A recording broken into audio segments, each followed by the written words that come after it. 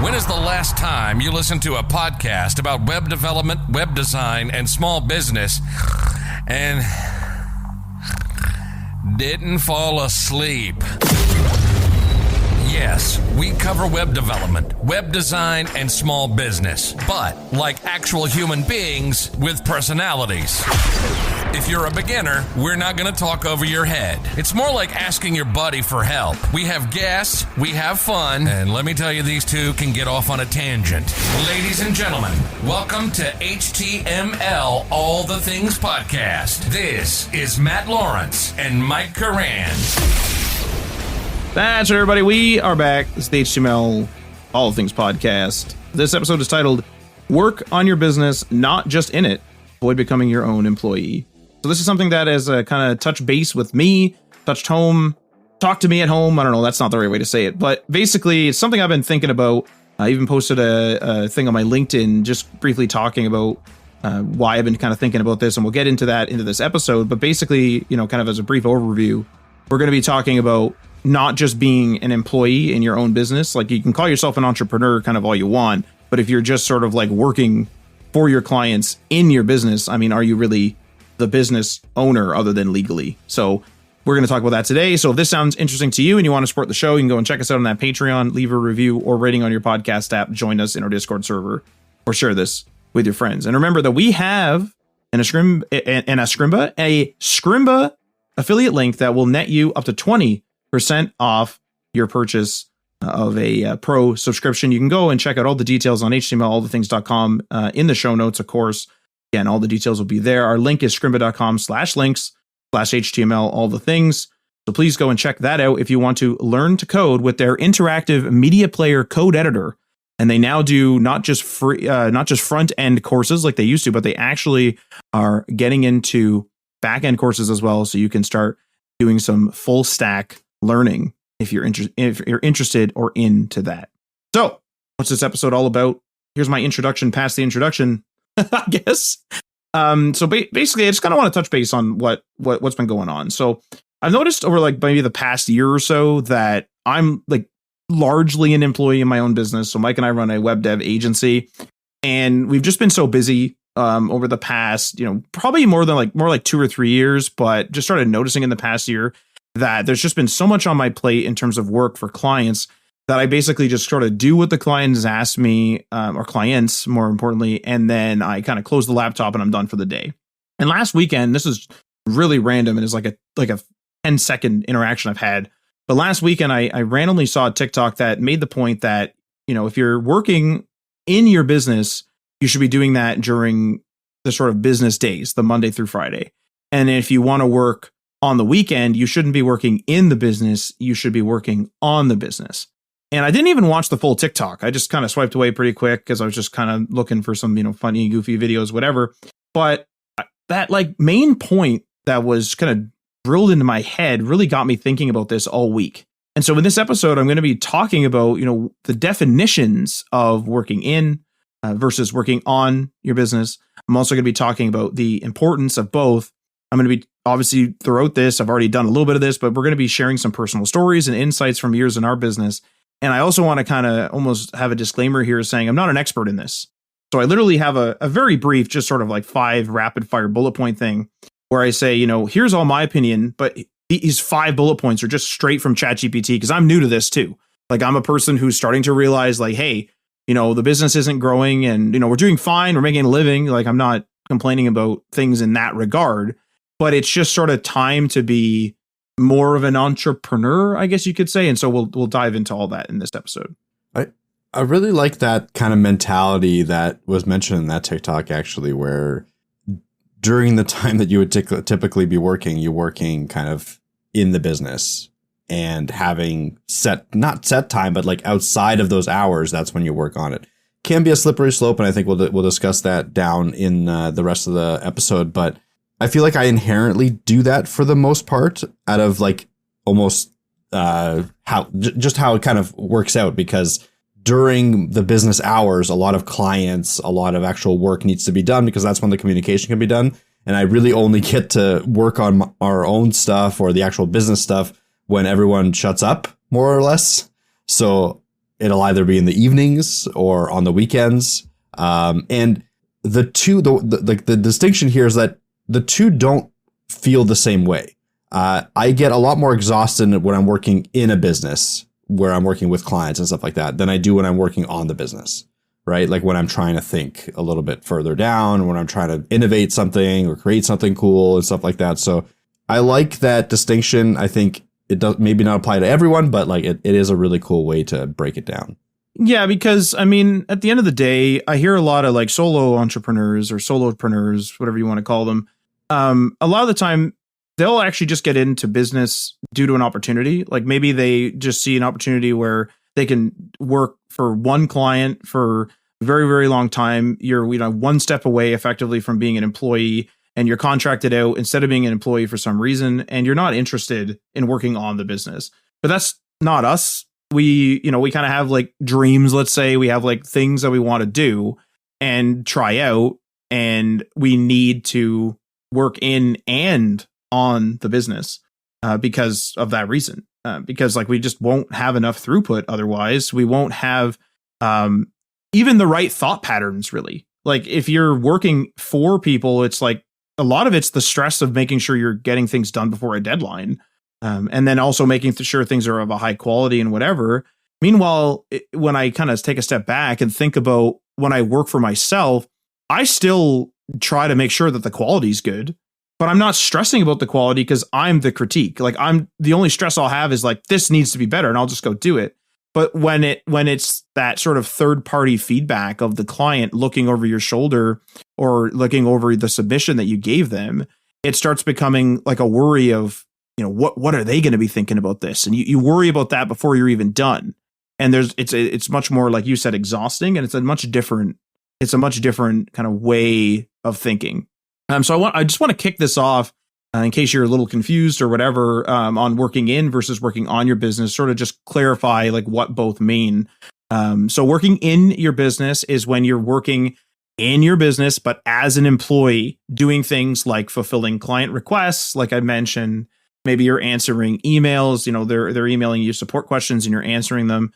If you're a developer, like many of you listening to this likely are, maybe you're developing client projects and you're just kind of, coding away, working away, doing whatever you need to do to develop the website or the web app that you're working on. And then there's working on your business. So this is, I would almost say it's kind of like taking a step out of the employee, like almost like zooming out a bit. And this is when you're working on your business more like an entrepreneur. And yes, an entrepreneur doesn't necessarily need to be working on their business all the time. I'll talk about that in a second. But this is kind of where you, again, take that zoom out and you just take a look at the business at large and you start doing some planning.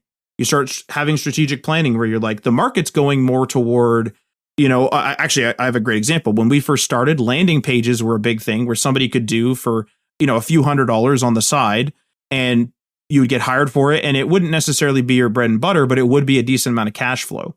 But the tools for making landing pages as a DIY project have gotten so good that revenue stream has largely been shut off. If you were busy working as an employee in your business, just constantly making landing pages, and then all of a sudden the tap was shut off, that money tap was shut off because people started using tools. I mean, you could have seen that coming with some strategic planning. That's working on the business, right? You're working on the marketing. You're watching how the market is changing. You're working on processes. Like you're like, man, it was a real pain to get that person to give me all their stuff for their website, like all their written stuff, all their images, all that stuff. So we need to have a process where they submit it in some way. You need to be kind of in this, and when you're working on the business, you're likely thinking more long term, where you're like, okay, let's get a system in place for this because we're going to be doing this day in and day out for the foreseeable future. And maybe there was something that's a one-off, and you're like, we don't need a system for that. It's just, again, it's part of that strategic kind of planning and taking action. You need to be thinking about scalability. Are you a person that wants to eventually hire people? Do you want to have a huge business? Are you aiming toward a corporation and having like some huge, like skyscraper kind of thing, like the traditional corporation kind of scale? Are you worried about your brand, or is the brand you? As we see with a lot of influencers, where they'll have a show, called whatever, like let's say HTML, all the things, but maybe it's uploaded on the YouTube channel that's just like Matt Lawrence, right? Which is not how we handle it, but that we see that a lot with creators now. So you're thinking more long term, you're thinking more strategically, and you're thinking about the business. Notice I really haven't mentioned the client too much. I've mentioned maybe the client when I talk about the systems where it's like, hey, our clients have issues submitting. We need to think about that. But it's not one client. It's not one project. It's multiple clients. It's the idea of having something to smooth things out for future business, right? Where you're kind of taking a look at the strategy and you're saying, you know what? We need to make this business self-sustaining, maybe. We need to make this business have some passive income in some way. Or we need to take a look at different revenue streams like, hey, landing pages are going away. We need to start doing something else. Well, we need this to be low effort because we can't afford to hire more people and landing pages were low effort. Okay, what can we do that's low effort that will bring us cash flow? That's strategic thinking, that's strategic planning. And maybe that includes delegating things. That's a big part of working on your business where you're like, oh, I'm a terrible person to talk to when it comes to tax code and tax law and accounting. I need to delegate out, and Mike and I do this, we delegate out a large portion of our accounting and especially the tax part to an accountant, to a business advising, I suppose, firm, because we're like, that's not us. Like even if I have to pay, a good amount of money, I mean, I can just work more a little bit in the business, not even necessarily work more. Like if we think about it, let's say accounting would normally take you 4 hours a week, right? Which maybe that's a little ridiculous for a small business, but just bear with me. Let's say it's 4 hours a week and you say, I'm going to delegate that out, but it's $400 a week now. Yeah, but are you going to spend that? What are you going to spend that 4 hours on? Like maybe you could actually work in the business a bit and make more than 400, or maybe you could work on the business and plan on how to make 400 or maybe even 500. So now that part is not only self-sustaining, but it's profitable. This is the difference, right? This is the difference of thinking between in and on your business. And I do want to mention also that like this includes like partnerships and things like that. So like people on social media, like us included, like I think we've had a couple episodes, or at the very least, Mike has talked about this when he was taking X/Twitter very seriously, was, kind of finding new offers and partnerships and people to talk to and like making content to share or sharing other people's content and things like that. Maybe even this podcast. That's like a lot of that's like really strategic, right? Like you're going out, you're marketing, you're like, okay, like I think today we'll post this. I think tomorrow we'll post this. I think tomorrow this. And then when he actually goes and writes the posts, he's working in the business more. But think about, a lot of people will have a social media strategy, right? Where it's like a lot of marketing things. Hey, we need to find more partners, things like that. So think about zoomed out is working on the business, kind of zoomed in. This is just how I visualize in my head, is working in the business. And I would like to say kind of my disclaimer, because I sort of mentioned this in the beginning of this segment, is, to be clear, like all things in life or most things in life, there's kind of a gray area here. Working on the business doesn't necessarily mean you're an entrepreneur. Being an entrepreneur needs a mix of both, where you work in and you work on the business. This is especially true if you're running a small business, because you're going to be wearing multiple hats and you need to, fill the role of like, hey, I need to be the person that develops this project. But then you also need to be the person that developed the strategy to entice that client to reach out to you to get that project in the first place. And I think kind of like to add to that little disclaimer there, some of the people listening to this might be thinking, well, I'm a freelancer, I'm not really a business owner. And I think that's the mentality, or I want to be a freelancer, I don't want to own a business. That is the wrong mentality, period. I think if you think that way, you're most likely going to fail as a freelancer. You'll have a hard time finding your next contract. You have a hard time, going from contract to contract. You'll just be in a lot of lulls, because part of freelancing is being able to do this stuff, the working on the business stuff. You need to think long term, because if your contract is only 3 months, then guess what you're going to need to do in 3 months? Find another contract. And part of that is making sure that you're marketing, making sure that you're out there, making sure that you're communicating, making sure you're making partnerships. That's a significant amount of time. And if you spend 99% of your time working in the business, which is like doing the freelancing project, and only 1% of your time working on the business, then that guarantees that there's going to be spaces in between your contracts that aren't filled up. So this doesn't just impact small businesses. This doesn't just impact large businesses. This impacts people that are trying to make it from contract to contract. You need to get better at the working on the business part. You need to focus on that. And I've talked to many ex-freelancers that have transitioned to, full-time roles and stuff like that because they couldn't do freelancing. And most of the reasons that I've gotten aren't because they couldn't do the freelancing work. Most of them are really good programmers. It's that they couldn't do the marketing. They couldn't do the outreach. They just didn't want to talk to people. And then as soon as that happens, it's just freelancing might not be for you. Yeah, because you can imagine, like I mentioned, like trying to get that person, that client, and at this point, a prospective client to like call you, email you, or message you. That is working on the business, right? Like you've put time aside in your schedule to like market on X or talk, literally like have meetings with people, like have some outreach. Maybe you outreach other people. Like we have people messaging us left, right, and center to be on this podcast. Like that's them working on their business where they're reaching out to us. Sometimes they have like an agency firm, like literally with agents where they advertise for them. So they've delegated that out. That's working on the business. But when the person in your case, Mike, with the freelancer, when that person finally lands that partnership and all that, and then they start talking to the client about what their project is, and they actually start working on it, that's working in the business. And so like, it's almost like they're missing step one sometimes. And we did this for a long time. I mean, we've been kind of doing it, like I mentioned, for the past few years, just due to having too much work, which I'm not necessarily complaining about.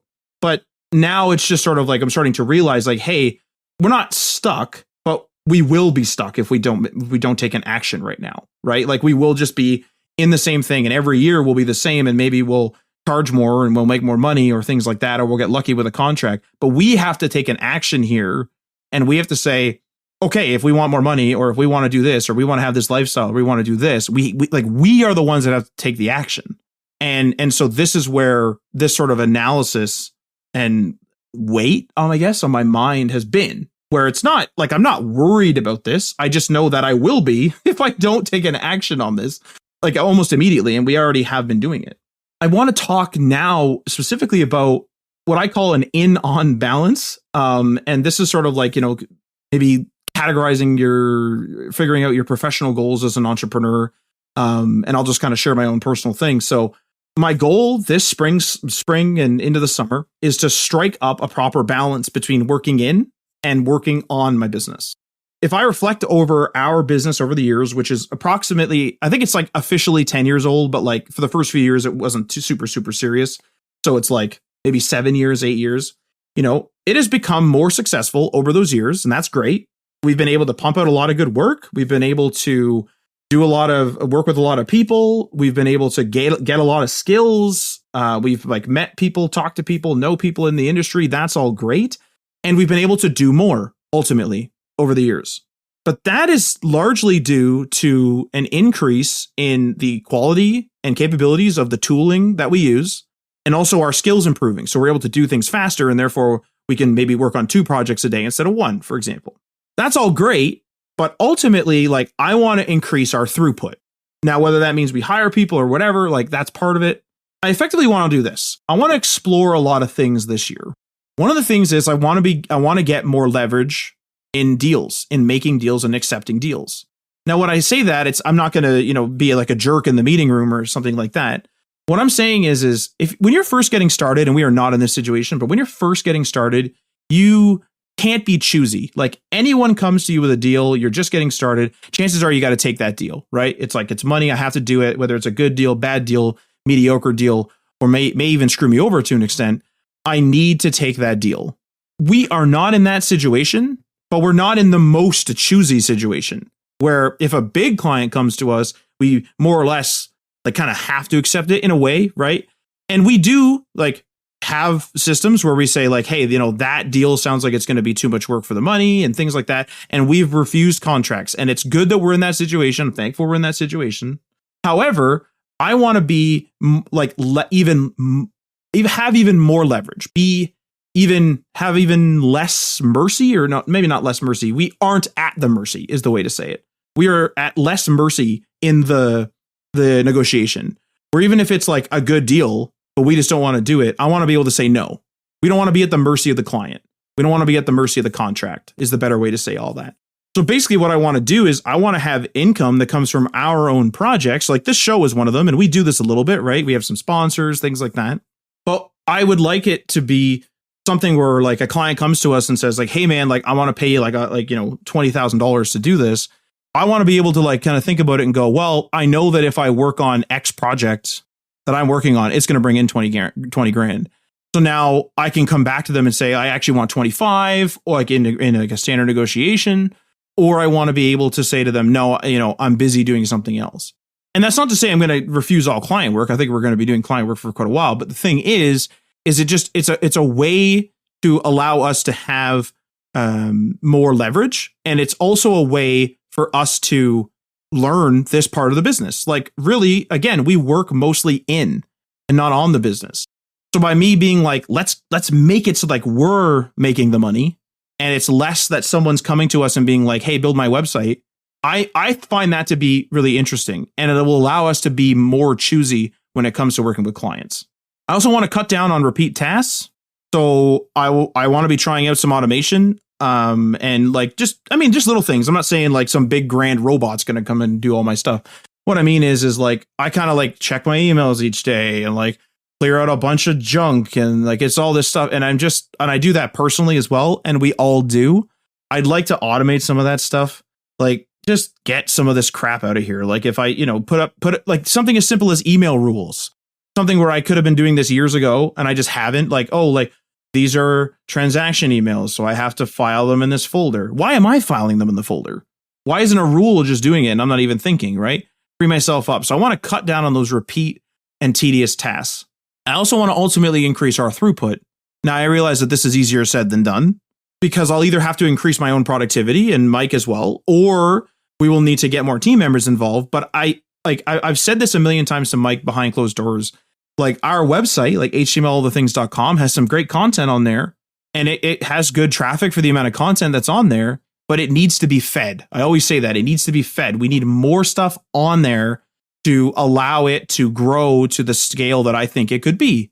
And that goes for this show as well. It's like we need more things surrounding this show to like market into the show where people are like, I liked your guides, I'm going to listen to your show now. We have a great audience right now, and like thanks for listening right now, but we need more throughput. And there's only 2 of us, and then we're also doing all this client work, right? So we need to have more throughput. And we have worked with contractors long and short term in the past, and this has helped us balance when, say, like 2 big projects come in. We kind of like can't say no because they're really good deals. So it's like, okay, we'll get a contractor to help us with project 1. Mike and I'll work on project 2, and that's all great. But like, it's just short-term contract, long-term contract. We need to increase our throughput. I'm being kind of abstract right now because do I know how to do all these things that I kind of on my wish list? No, I'm not an expert in this area at all. This is like my goals, and I'm trying to figure this stuff out more. Obviously, just having someone around all the time that could like do a bunch of stuff would be super helpful, but also you have to pay that person, and it's like, well, can we handle that? So all this stuff is going to have to be figured out. And this is me working on the business. I mean, just talking about this and getting my mind thinking about this is a prime example of me working on the business. I'd also like to, and I have an asterisk on this a little bit, I'd also like to learn skills in blind spots. Now, this one's a little weird because I hear like the phrase, what is it? It's don't work don't build upon your weaknesses, right? So you can strengthen your weaknesses, but you should build upon your strengths. You should not build upon your weaknesses. And so I want to learn new skills in various blind spots that I have. So marketing is one of them.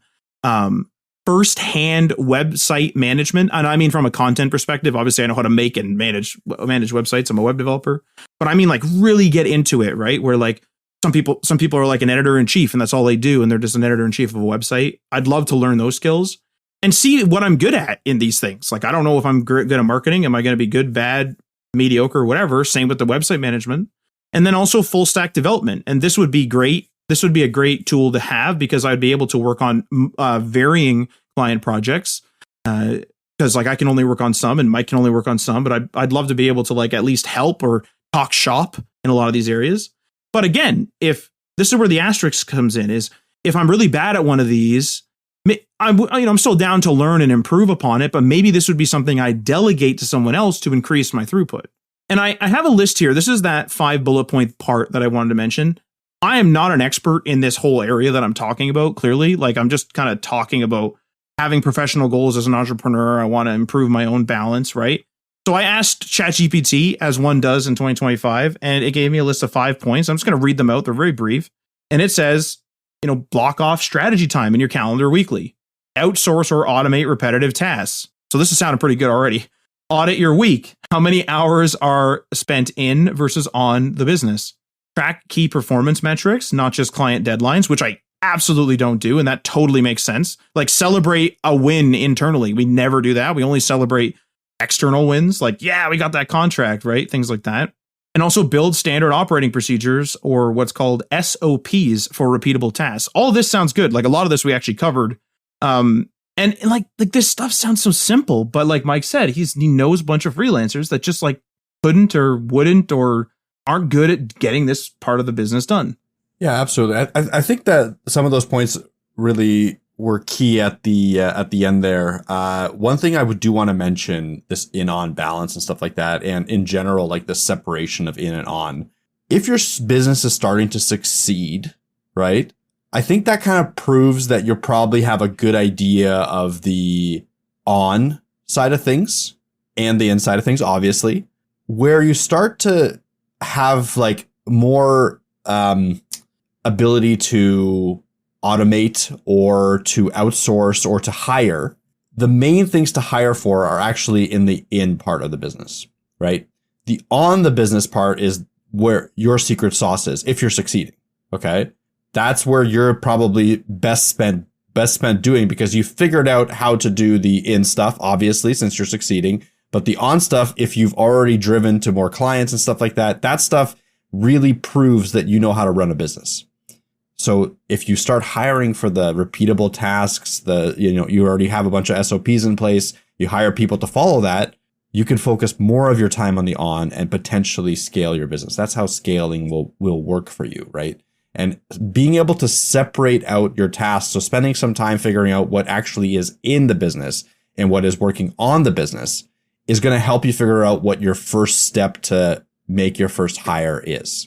Okay. Or get your first contractor on board is, and stuff like that. So it's not just like, oh, I can't do this, so I need to hire someone. No, a lot of times just because you can do it doesn't mean you can't hire someone to do it for you as well, and make it so that you're freeing up your own time. So you can work on more stuff that you're specialized in, the stuff that other people have more trouble doing, right? Like, if you can answer emails, that's great. I mean, most of us can answer emails pretty well. But that doesn't mean that you have to answer emails. You can hire a virtual assistant that can go through your inbox and triage all your emails. And then maybe you only have to answer a few emails a week based on your virtual assistant's guidance of like, okay, these are the emails that are important for you to look at. The rest of them I've got handled. And now you've freed up, I don't know, an hour or two a day, depending on your throughput on emails, right? This is the stuff that you need to start working on when you're working on your business, right? Again, it's a longer term thinking. It's the ability to free up some of your time to do the really hard stuff that no one else can do. The reason that you're in this business, right? You know what I mean? So just another kind of point to add to the separation and why it's so important to understand it. Well, a great example of that would be, and we've heard about this like a time and time again, just being entrepreneurs ourselves, is we see people that like they are a solopreneur and they, they're really good at, doing whatever they do. They sell things or they're developing things, it doesn't matter. And they work on something and they become like the face of the company. And so one skill that they're getting passively is they're getting all these connections. They're relating to all these clients. And if somebody, like, let's say, like hypothetically, if I work for Mike and Mike really likes my work, he might go to Bill and say, hey, Bill, random person, you have this problem. Matt solved that for me. I'll refer you to Matt. Well, the skill that I'm gaining is that I'm, relating with people. I'm getting some people skills, but I'm also getting sort of like a portfolio or a contact list of people to reach out to if people to reach out to, but then people that will reach out to me. So if I'm too busy in the business, constantly answering emails and stuff, and I can't meet with Bill, that looks bad on both Mike and Bill is going to be like, what the heck's going on here? Now we both look bad. So, and not Bill doesn't look bad, to be clear. Mike and Matt look bad. So in this hypothetical, it's like, I'm going to hire a bunch of people to do all the development, and I'm going to be the person that seeks out the leads now. I've gained that skill. Like, it's like something that I've gained passively, and it's something that's taken a while. So now it's like, hey, you go develop these websites. I'm going to bring you the projects. You make them. And that's totally a reasonable way to handle something. Like, it's, and that's an example of one thing. And I've been watching like a couple like creator videos just on YouTube. I do all the time, just kind of randomly. But more recently, like, I've heard people say stuff like they delegate out a lot of stuff, but they have to do the final touches on the edit or things like of that nature, because they have a very specific style that you can't really teach. Like, they know exactly what fonts and what transitions and this and that. But in terms of like filming, organizing the footage, doing the cuts, getting all the relevant footage, all that stuff, they can delegate that stuff out. But that style, that unique style that brought people to that YouTube channel, is something that has been developed for years and years and years, and is also possibly even instinctual to a degree based on talent or whatever. And so that's something that they're not going to be able to either teach at all or teach very effectively. So I want to touch base now. You know, we've kind of like firmly established where we're at. We've firmly established what working in and working on is. So like, what about like sort of a versus between the two? So I wanted to, when I was writing out my definitions for working in, I kind of thought of myself, I said, you know what, like, working in your business comes with some of the traps of being an employee, is the way I thought of it. So let's think about that. You're sitting at your, let's say it's like your job. You're not the owner. You're not the entrepreneur here. You may find yourself trying to be productive by trying to be busy, like just kind of doing busy work. If you're the owner, should you really be doing busy work? But you kind of might naturally start doing stuff like that if you just constantly treat yourself like your own employee. And then you have this weird situation now, I guess, where it's like, I'm making myself feel like I'm being productive, but I'm not actually being productive. So therefore, why am I doing this? Like, I may have well just like shut down for the day and went and played a video game. Like, why do this? Also, you have a burnout risk, which is the same for people who work in and on their business, but you have the same like workout or burnout, risk, and even like a feeling of stagnation a bit when you're just constantly in the weeds of the business and you're just constantly working on client project. And this is something that I've been feeling a bit. And this is probably what kind of that one TikTok, like I already mentioned, kind of woke up in my head where I was like, it's not like I'm hating the work, but I just feel like I'm just like almost in a factory here. And I'm just like, hang on, this is my factory. Like, what am I doing? This is my factory. If I want to change how the factory works, I'm gonna go do it. You also kind of get that feeling of like, you feel like you're at the mercy of your employer. And that's kind of weird, right? Because like, you're the employer and you're kind of also your own employee. But it kind of goes a bit deeper than that, because let's think about this. Like, if you're constantly working for clients, your clients, you're at the mercy of them, really. And so if they drop you tomorrow, I mean, they're just leaving. Hey, thanks for the work. I don't need you to do, the next project for me. I'm leaving. And it's like, well, am I in a good situation now? Like, no, I'm not. Some people who are employees who get laid off in this way are not in a good situation either, but they kind of naturally, for the most part, just start applying for other jobs. But now you're left with a business that hasn't been worked on. So now, are you really prepared to move on to another client? Like, your business is generally going to be designed to service multiple clients, or at the very least, like consecutive clients. Like, you finish one job, then you go to the next, then you go to the next, then you go to the next. And it's like, are you really prepared to like work with another client if someone drops you today? That's going to be a consequence of you acting like an employee constantly. And then here's another thing.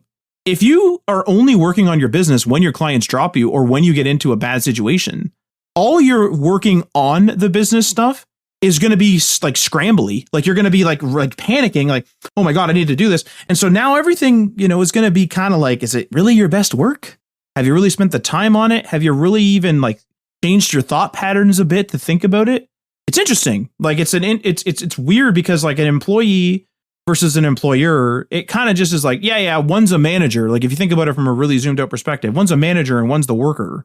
And it's not like really all that different, right? But it is, though, because like humans are organic. We can't just be like switching to employer mode. Like, it doesn't work that way. Like, our thought patterns and the way we think about things and view things it's going to take a while to change. Are all your thoughts on the task at hand and are not really thinking about the business at large? That's kind of what I'm getting at here. If you're working on your business, you're thinking about things like, how can we get more cash flow? If you're thinking from the perspective of being your own employee, you're thinking of, I hope this person pays their invoice on time. I hope this person actually pays. I hope that, things like that. And you're just like, well, hang on, like you should be thinking about like cash flow. If this is a concern, if this is a bottleneck where like it's one invoice that is make or break you, maybe you need to be in a situation where you're thinking, we need a couple different cash flow methods. We got to be bringing in money from a couple different sources. If you're thinking about working on your business, you're going to be thinking about things. You're going to be asking yourself, things like, are there things you can automate to save time? What is the market doing? Do I need to pivot or adjust my strategy? If you're head down in the weeds as an employee, you may want to pivot all the time. Like, oh my God, like this one client didn't like my work. Okay, I'll pivot. Well, maybe that client just didn't like your work. It doesn't mean your work was necessarily bad. Maybe that client got screwed over by something in their niche or in their business. And what you're doing is just fine. You just need to find a new client. If you work on and in the business, you would have that insight and that thought where you're like, I know what I just did is really good. Why are they complaining? Things like that. And then you also need to ask yourself questions if you're working on the business, like, how do I increase my throughput, which we've already covered. But it's like, okay, but really how? Like saying it's really easy. I'm going to increase my throughput. Fantastic. How do you do that though? Hire employees? Well, easier said than done. Because it's like, what about the tax laws? And they have to pay them. And is there insurance involved? And all this stuff. And it's like, okay, well, can I find better tools to make myself more productive? Should I start there? Do I know that it doesn't matter how much I improve my own throughput, that I'm going to have so much work coming up that I need more people? These are insights that you will not get if you're just working in. They're only insights you'll get if you're working in and on.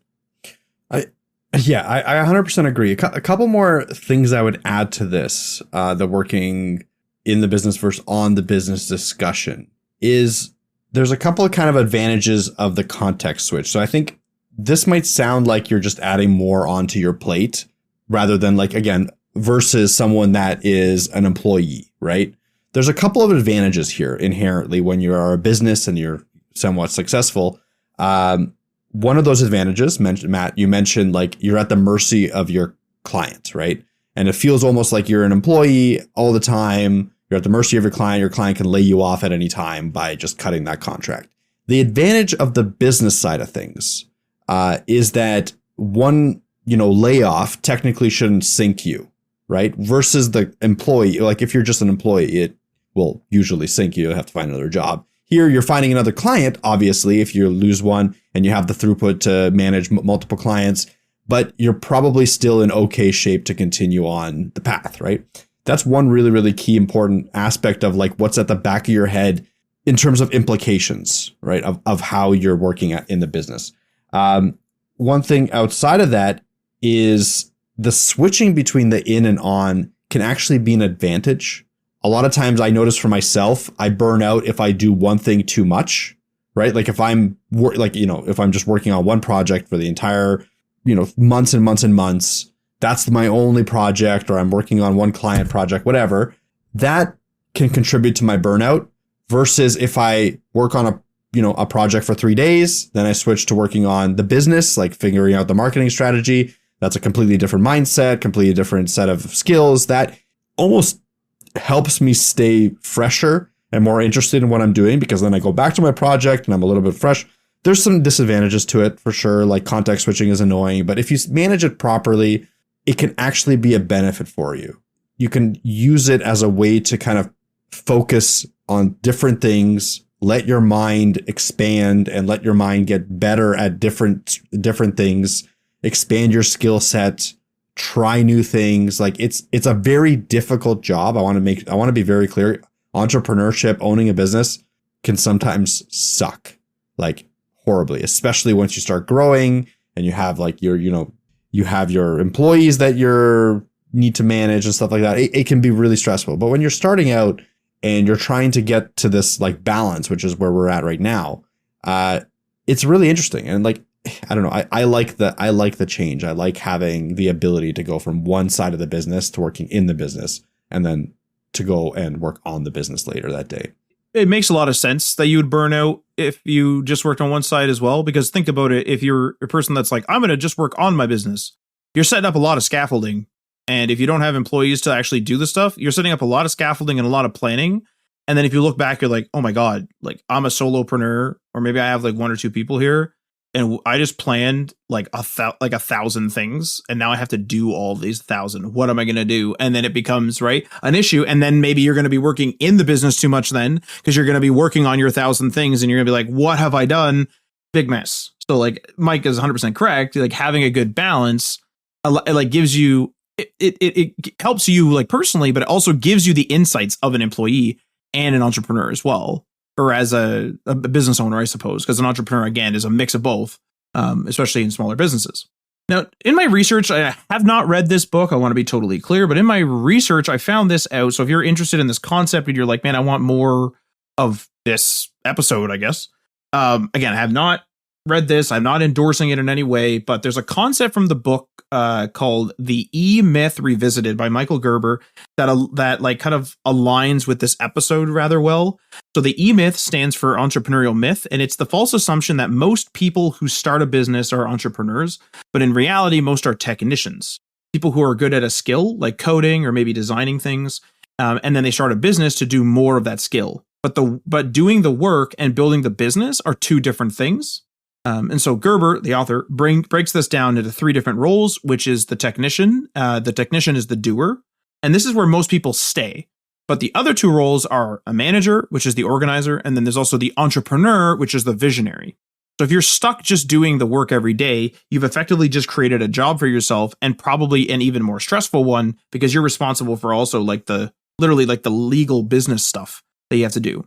Now, again, I haven't read this book myself, but through my research, I found that it is widely recommended. So if you're interested in like learning more about this topic that this episode has covered, you may be interested in that. And I'll just put a link. It won't even be an affiliate link. I'll just put like a link to like maybe the Amazon listing for it or something like that in the show notes if you're interested. But again, it's called The E-Myth Revisited.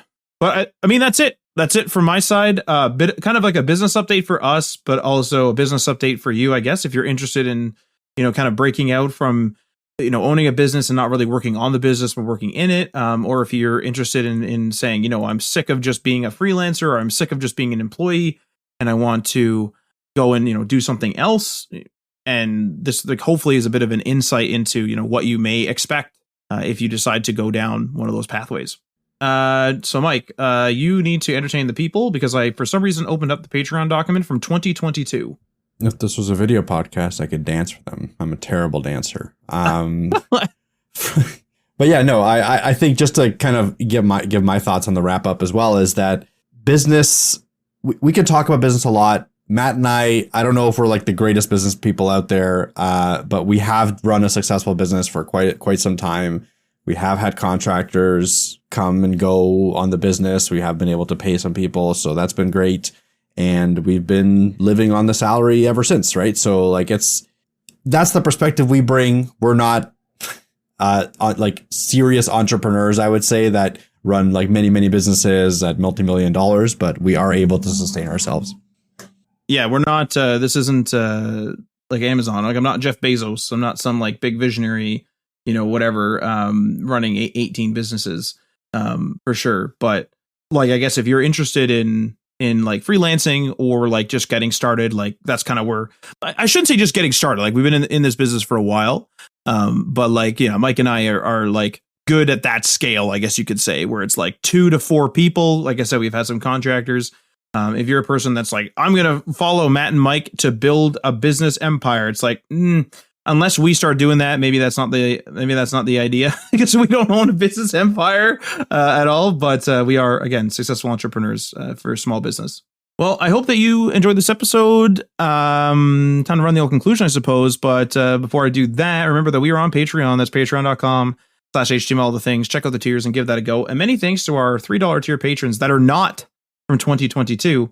Tim from the Web Hacker on thewebhacker.com, Jason from Geek Life Radio via geekliferadio.com, Garrett Segal, Level Up Financial Planning via www.levelupfinancialplanning.com, Magnus from YesWeb via yesweb.se, Syntaxify from the HTML All the Things Discord server, and Stacy Mosteler from the website swoonworthydesigns.com.